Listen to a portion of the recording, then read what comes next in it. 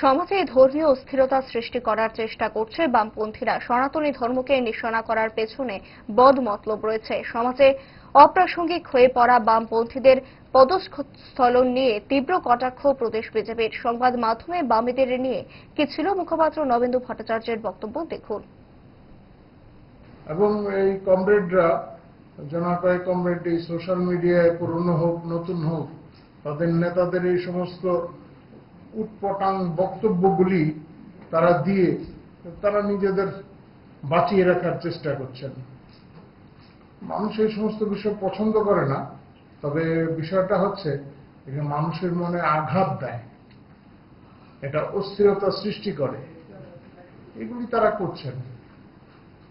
আমরা এই সমস্ত বিষয় নিয়ে বেশি চর্চা করতে আগ্রহী না, তবু আমরা বলছি যে রামকৃষ্ণ মিশন সম্পর্কে তারা বলছেন,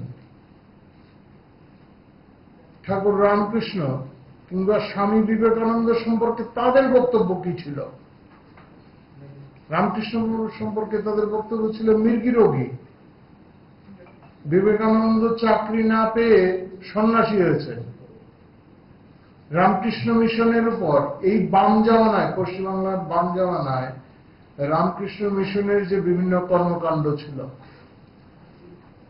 তাদের কিভাবে হেনস্থা করা হয়েছে এগুলি তো তথ্য প্রমাণ আছে।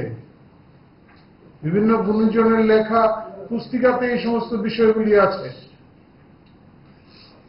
তো এই বিষয়গুলি তো কেউ লুকোতে পারবে না।